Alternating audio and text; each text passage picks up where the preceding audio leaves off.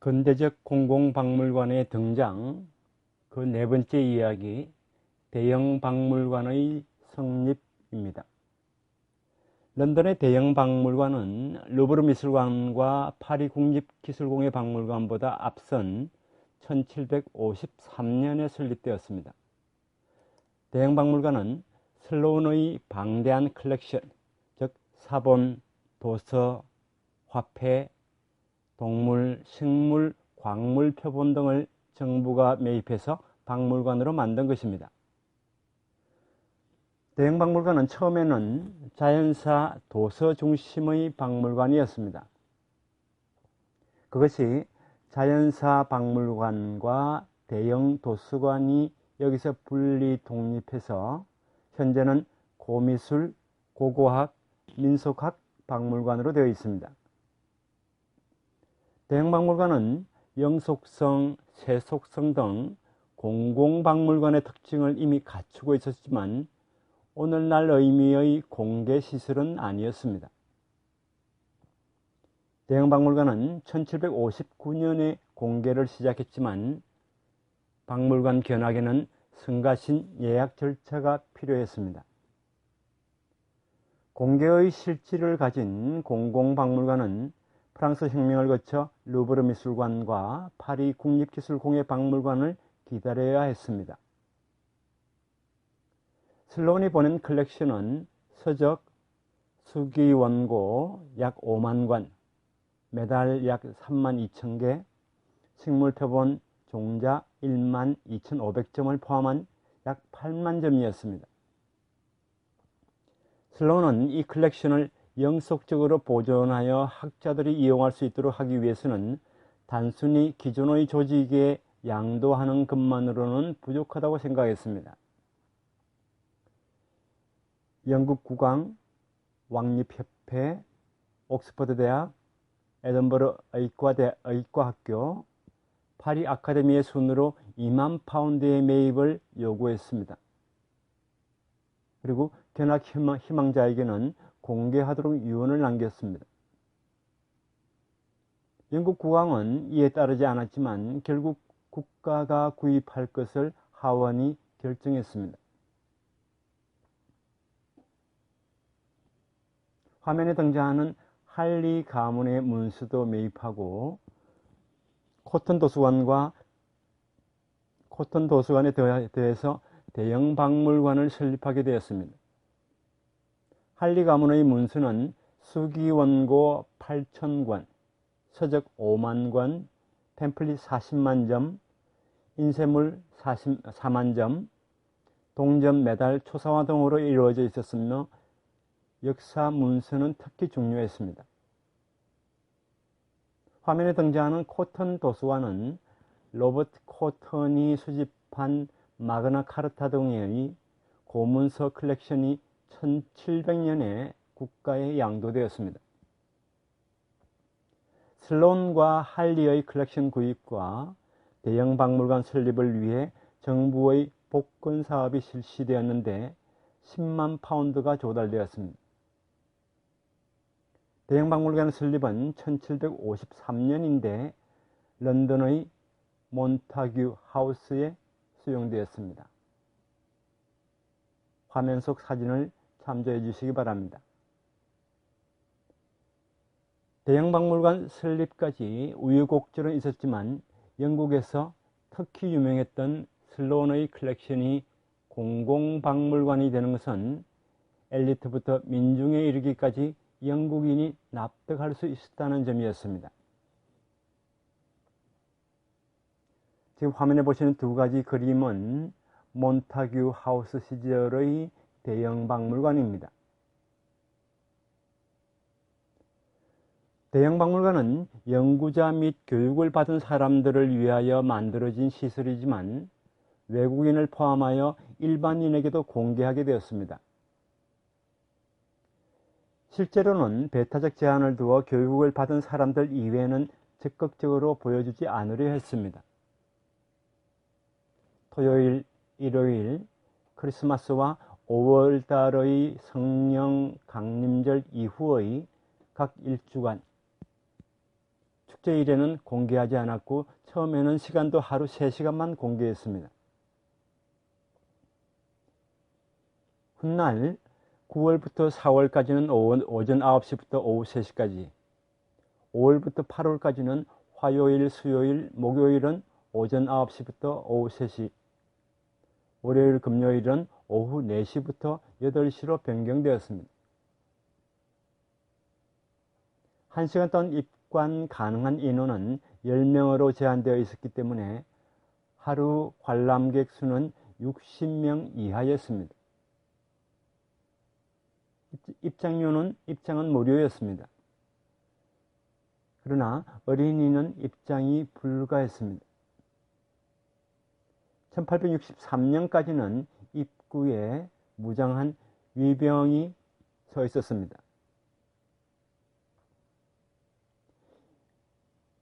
입관 대기 예약자가 2,000명을 넘긴 적도 있다고 합니다. 즉 7주 동안이나 기다리지 않으면 견학할 수 없는 셈입니다. 도서열람도 전날에 신청해야 했습니다.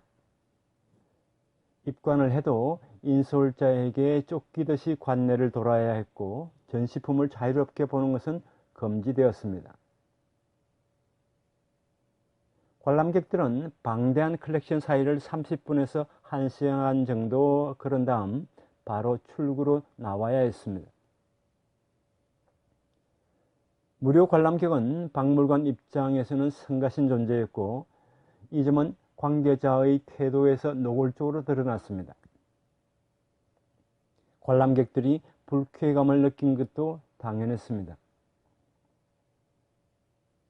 박물관 개관 후 20년 동안의 관람객 수는 연 평균 1만 명이었습니다. 1805년까지는 이러한 입장권 제도가 있었고 입장객이 자유롭게 관람할 수 있게 된 것은 1810년부터입니다. 이러한 조건부 공개는 오늘날의 일반 공개와 매우 다릅니다.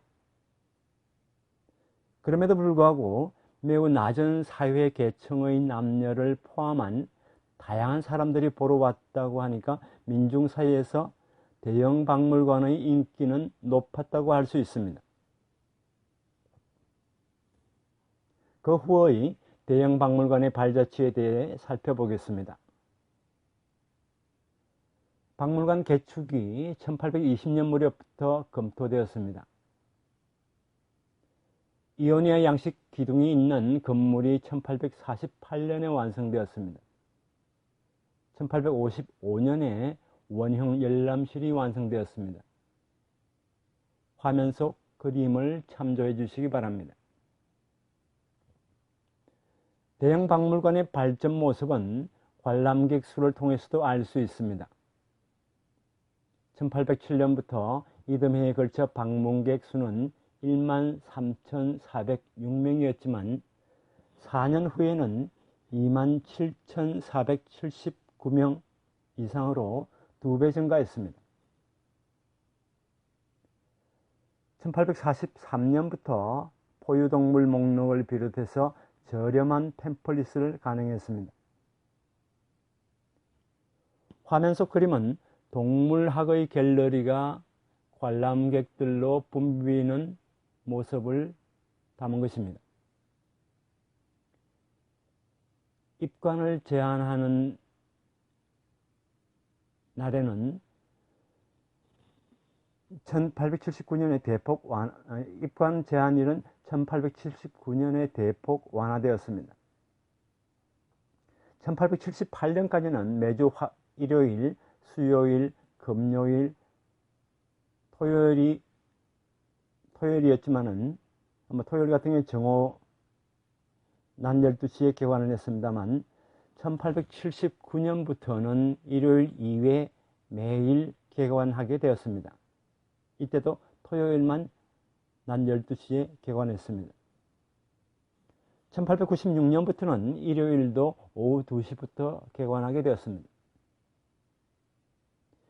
일요일 날 개관은 교회 등으로부터의 강한 반발이 있었고 영국 사회에서 논의를 불러왔습니다. 이 점에 대해서는 나중에 다시 이야기하도록 하겠습니다. 이러한 제한 완화의 결과로서 관람객 수는 증가하였고 1875년에는 57만 3,317명이었던 것이 1880년에는 65만 5,688명, 1882년에는 76만 7,402명, 1886년에는 116만 5,350명이 되었습니다. 18세기 후반에는 연간 입장객 수는 약 1만 명이었으니 100년 동안 100배 가까이 증가한 셈이 됩니다. 현재에도 각국의 대표적인 박물관, 미술관의 연간 입장객 수는 100만 명 규모이기 때문에 19세기 후반에 이러한 수치는 매우 높다고 할 수 있습니다. 게다가 2005년 대형 박물관 입장객 수는 450만 명이었다고 합니다. 대형 박물관의 컬렉션은 비약적으로 증가했습니다. 앞에서 이야기한 바와 같이 왕립협회 진열실의 컬렉션 일부가 1781년 대형 박물관으로 옮겨졌습니다. 민속학 관련 컬렉션은 슬론에게서 이어받은 것이 핵심이 되었고 그 후 캡틴 쿡의 오세아니아 호주 탐험, 게다가 대영 제국의 팽창과 더불어 확대했습니다. 그림 수집은 1824년 국립갤러리가 완성된 후 중단되었습니다. 컬렉션이 늘어나면서 몬타규 하우스는 일찍부터 비좁아졌습니다. 1840년대에 현존하는 대형 박물관의 그리스풍 건물이 런던의 블룸즈베리 지구에 세워졌습니다. 광범위한 컬렉션을 가진 이 박물관은 블룸즈베리의 소우주라 불렸습니다. 게다가 해밀턴 타운리의 컬렉션, 이집트 관련 컬렉션, 엘긴 대리석 등도 가미되었습니다. 화면에 보시는 해밀턴은 나폴리 왕국의 공사로 파견되어 고대 그리스 도자기, 특히 항아리를 수집했습니다. 그의 컬렉션은 1772년에 대형 박물관에서 구입하였습니다.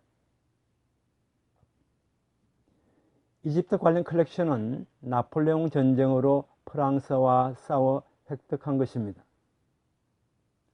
나폴레옹은 1798년부터 이집트로 원정을 나가 대규모 발굴 조사를 실시했습니다.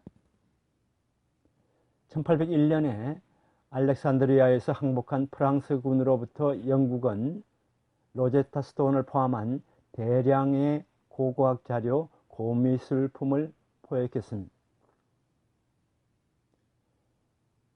자연사 관계의 유물은 프랑스의 손에 남게 되었습니다. 이때 배에 숨겨두었던 로제타 스톤을 해밀턴이 발견한 것도 유명한 일화입니다. 이집트 관련 자료는 1802년에 도착하여 국왕 조지 3세부터 대형 박물관에 기증되었습니다. 화면에 보시는 타운리의 고미술 컬렉션은 모라와 그 주변에서 출토한 대리석, 청동, 테라코타 조각이 중심이었고 1804년에 타운리 갤러리로 공개되었습니다.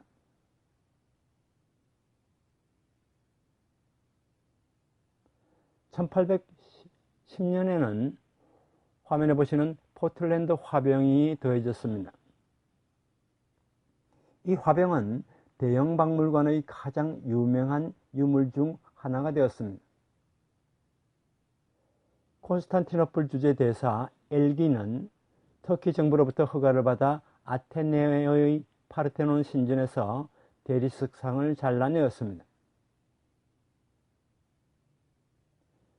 프랑스의 개입이 있었고 엘긴은 프랑스에 억류되었지만 결국 엘긴의 대리석은 대형 박물관이 구입해서 1816년에 이 박물관에 수장되었습니다. 지금 화면에 보시는 그림은 19세기 중엽 무렵의 대형 박물관 전시를 나타낸 것입니다. 이들 컬렉션이 더해지면서 대형 박물관의 중심은 자연사에서 고고학, 고미술로 옮겨갔습니다. 1807년에는 고미술부가 자연사부에서 분리 독립하였습니다. 민소학은 자연사부에서 다루게 되었습니다. 설립 당시의 대형 박물관 조직은 인쇄된 서적, 수기, 원고, 자연 및 인공, 표본 세 분야로 되어 있었고 도서에 편중되어 있었습니다. 1898년까지는 수석 도서관 관계자가 실질적 관장을 맡고 있었습니다. 오랜 세월 가운데 대형 박물관의 몇 개 부분이 별도 조직으로서 분리했습니다. 자연사 부분은 사우스 켄싱턴 지구의 크롬웰가에 건물을 신축하였습니다. 1883년에 그 이전이 완료되었는데 이것이 현재 런던 자연사 박물관입니다. 화면 속 그림은 2000년도 이 박물관의 전단지입니다. 건물 정면 사진이 사용되었습니다. 1973년에 대형 박물관 도서관이 분리 독립하였습니다. 다른 5개의 도서관과 합류해서 현재는 대형 도서관이 되었습니다. 화면 속 그림은 1977년의 대형 박물관 전단지입니다.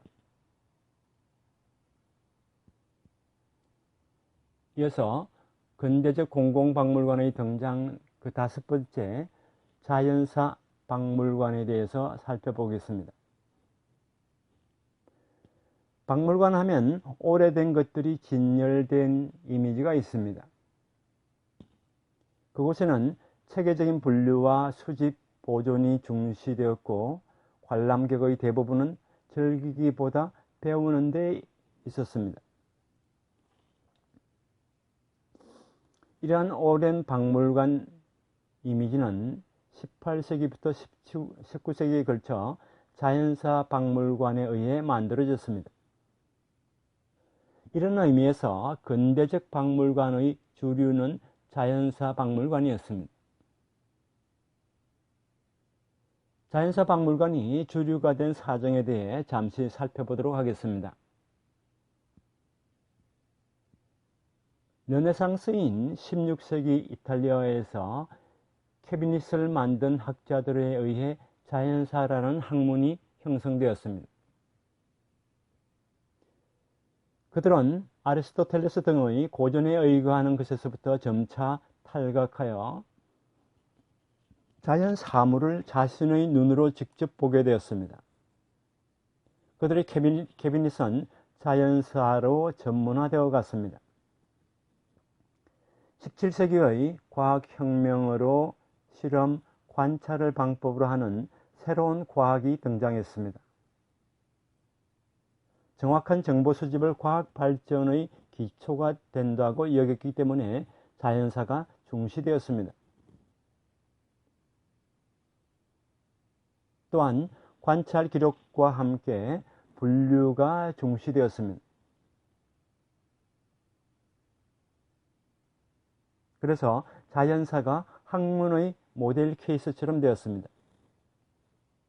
여기에는 지리상의 발견 이래 세계 각지에서 유럽으로 신기한 유물의 유입이 있었다는 그 배경이, 유입이라는 그런 배경이 있었습니다.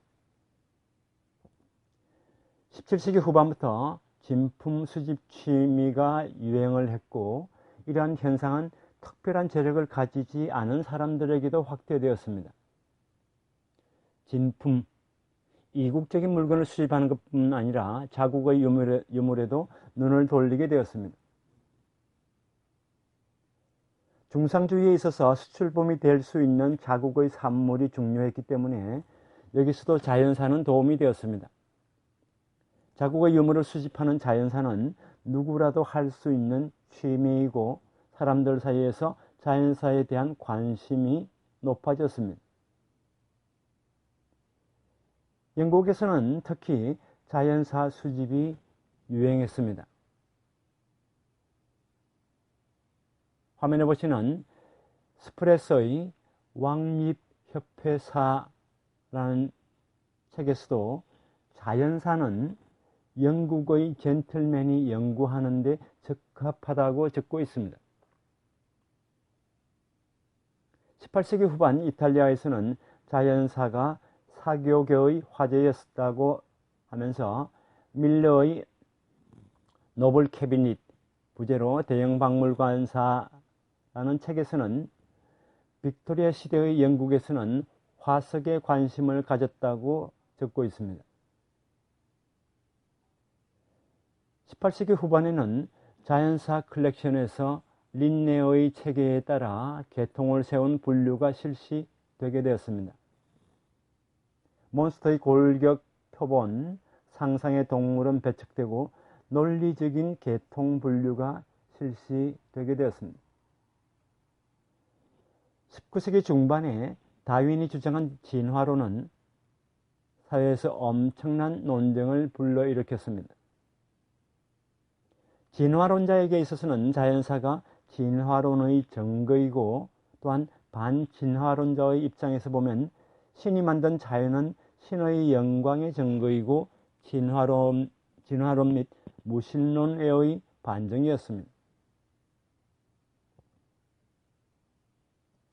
자연은 성수에 이은 신의 말을 적은 두 번째 책으로 여겼습니다. 이 논쟁에서는 양쪽 모두 자연사의 논거를 추구했습니다. 변화는 혁명 같은 불연속이 아닌 연속적, 점진적이고 우세열패의 자연 도태가 작용한다고 하는 진화론설은 지배계급에게는 호재였습니다. 이러한 자연에서 변화의 법칙을 사회에 적용하려고 하는 사회 진화론도 당시 유행했습니다.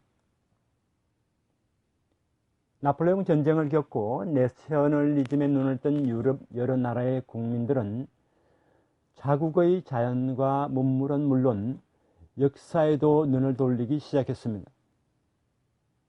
산업을 위하여 자국의 자연과 자원이 중시되게 되었고, 자연사도 변화하여 공리주의의 색채를 강화했습니다. 자연사는 지식의 분포도에서 새로운 장소를 제공받았습니다. 이에 대해 포메아는 다음과 같이 설명하고 있습니다. 그곳에서 박물학, 즉 자연사의 점진적 재구축이 시작된다.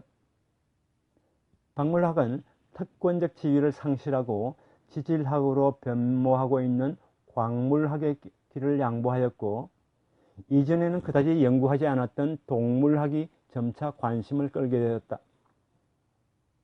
그리고 식물 재배, 동물 사육, 이탄청, 온천, 지하자원 등 새로운 분야와 새로운 연구 대상이 등장했다. 이국 취미의 매력은 색이 바랬고 시선은 지근에 있는 것으로 옮겨갔다고 말입니다. 게다가 19세기 말부터의 제국주의 시대에 접어들면서 식민지의 자연과 민족이 정치가, 학자, 민중의 관심을 끌게 되었습니다. 자연사에서는 동물, 식물, 광물종의 동정이 기본 상황이기 때문에 방대한 표본을 갖춘 박물관이 학문의 중심 시설이 되었습니다. 이렇게 해서 자연사가 중시되고 분류와 배열을 취지로 하는 자연사 박물관이 박물관의 주류적 존재가 되었습니다. 19세기 이후의 내셔널리즘과 제국주의 시대에는 자연사뿐만 아니라 고고학, 고미술, 민족, 역사에도 관심을 갖게 되었고, 이들 분야의 박물관, 즉 고고학 박물관, 고미술 박물관, 민족학 박물관, 역사 박물관, 이란 박물관이 19세기부터 20세기 초에 걸쳐 등장했습니다. 대형 박물관이 고고학, 고미술에 중점을 두게 된 것도 그러한 사례입니다. 이런 종류의 분야별 박물관 양태는 선행하는 자연사 박물관을 모방한 점이 많고, 오늘날까지 박물관의 오래된 이미지는 자연사 박물관과 겹치게 됩니다. 자연사는 종의 동정을 위하여 다수의 표본을 필요로 하기 때문에 자연사라는 학문의 중심 시설인 자연사 박물관은 연구, 즉 지식 생산을 주축으로 관람객의 교육, 계몽, 이른바 지식 소비를 위한 전시는 종으로 하는 경향이 있었습니다.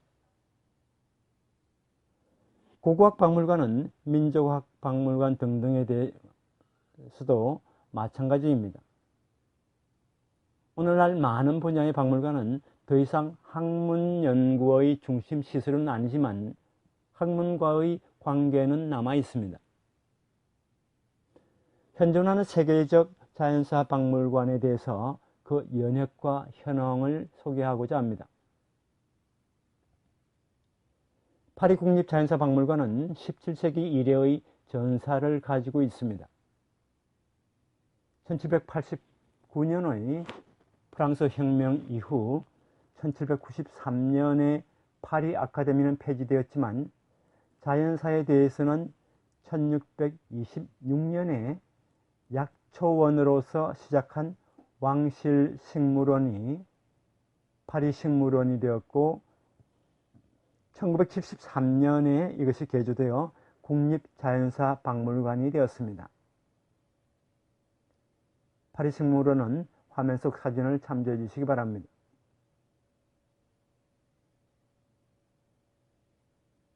지금 화면에 등장하는 비퐁이 1739년 이후 혁명 직전까지 왕실식물원 원장이었습니다.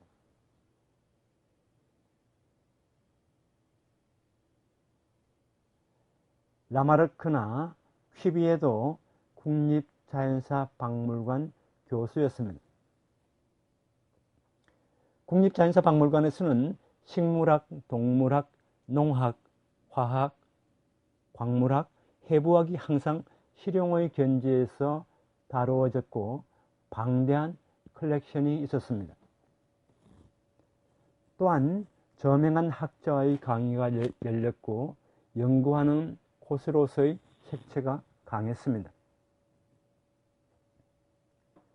일반인들을 대상으로 공개도 실시했고 18세기 중엽 무렵 이미 매일 1200명에서 1600명의 입장객이 있었다고 추정하고 있습니다.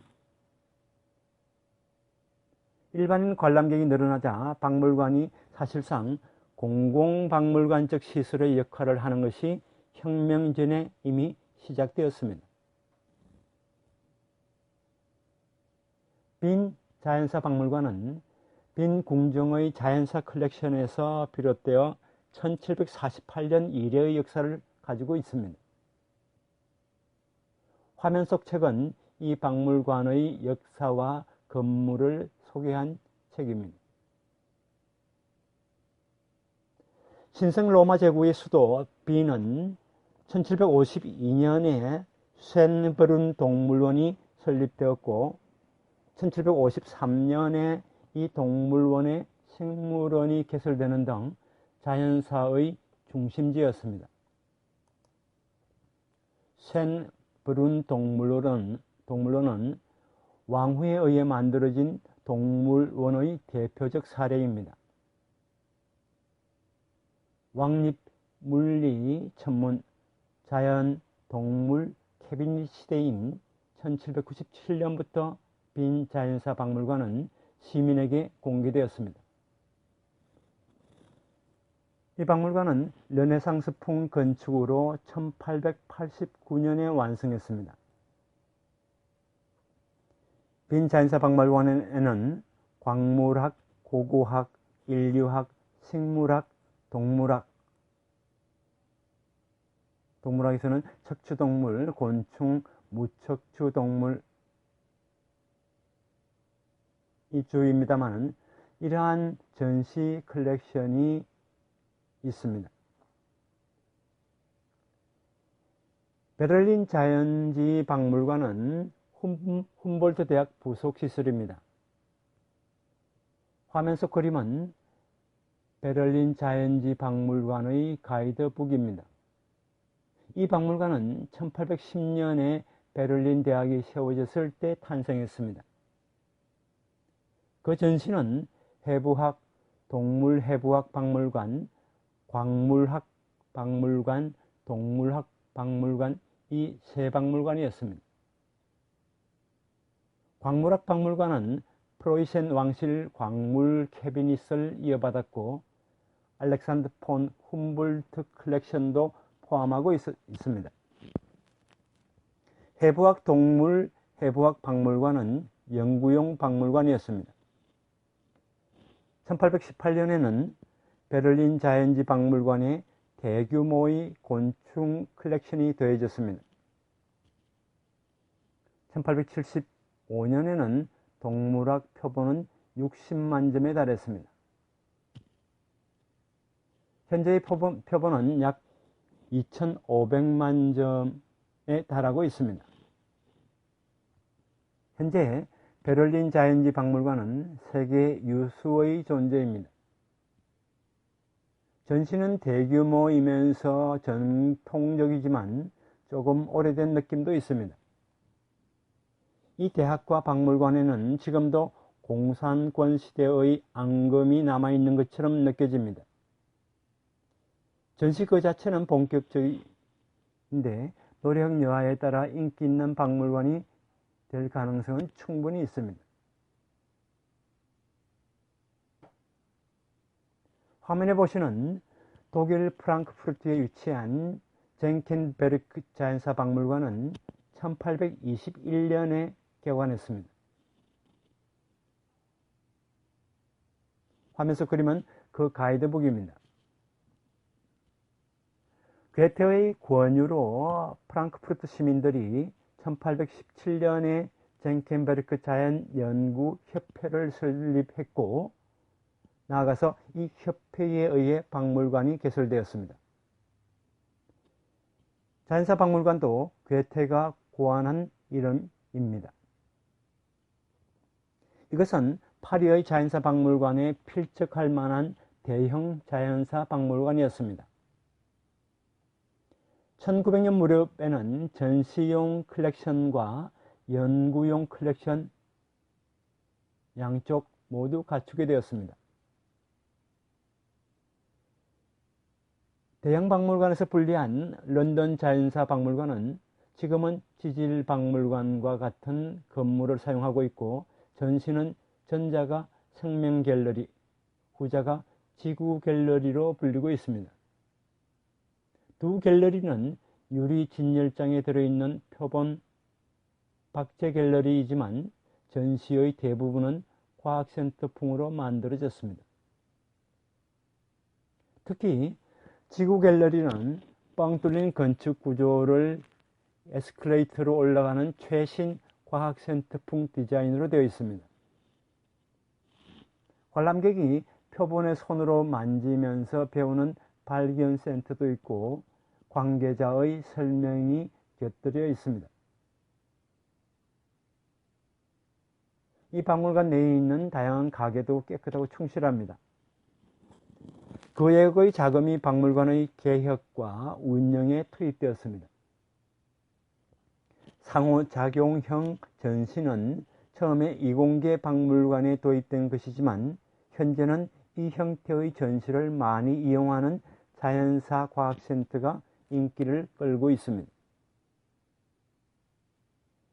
또한 이 박물관에서는 성인을 위한 생물과학, 지구과학 학교에 힘을 쏟고 있고 실험 코스, 투어도 있으며 주간 코스, 오후 코스 외에 야간 코스도 개설되어 있습니다. 지구 갤러리에는 지구 연구실이 있고 아마추어 지구학자가 자신의 표본을 가져와서 연구할 수 있도록 되어 있습니다. 옥스퍼드 대학의 자연사 박물관은 1860년에 자연사 교육을 위해서 개설되었습니다. 규모는 아주 큽니다. 공룡 화석 컬렉션에는 1877년에 벨기에 탄광에서 발견한 이구아나돈 거대 암모나이트가 있습니다. 뉴욕시에 있는 미국 자연사 박물관은 화면에 보시는 빅모어의 노력에 의해 설립되었고 1869년에 개관했습니다. 그는 스위스에서 하버드 대학으로 와서 미국의 자연사학을 정착시킨 아가씨의 제자입니다. 또한 금융가 몰간, 백화점 왕, 스튜어트 등 뉴욕시의 유력자와 부호들의 지지를 받았습니다. 이 박물관은 1871년부터 타마니파이어의 보스였던 트위드의 덕택의 건물과 유지비를 시에서 지원받게 되었습니다. 뉴욕시의 지원을 받으면서도 수집과 전시의 재원은 박물관 이사회가 조달하는 이 방식은 메트로폴리탄 미술관과 동일하게 오늘날까지 이어지고 있습니다. 미국에서는 이러한 공공자금과 민간 운영 형태의 박물관이 많습니다. 빅모어는 유럽 박물관과 달리 어린이도 즐길 수 있는 민주주의적인 박물관을 설립했습니다. 교육에 중점을 두는 노선은 이사장 오스본에게 계승되었습니다. 그는 고파충류 담당 큐레이터입니다. 그에 의해 공룡을 비롯한 파충류인 고생물 컬렉션은 충실하게 되었고 오늘날 미국 자연사 박물관의 컬렉션은 세계 최대 규모입니다. 또한 이 박물관은 시카고의 야외 자연사 박물관, 나중에 이야기하는 워싱턴 DC의 스미소니언 국립자연사 박물관과 더불어 미국의 3대 자연사 박물관입니다. 야외 자연사 박물관은 1893년에 시카고에서 개최한 콜럼버스 기념 세계 박람회에서 자연사 자료를 입수했고 화면에 나오는 필드로부터 $100만 기부받아 설립했습니다. 이 박람회 회장이었던 미술궁전에서 1894년 개관했습니다.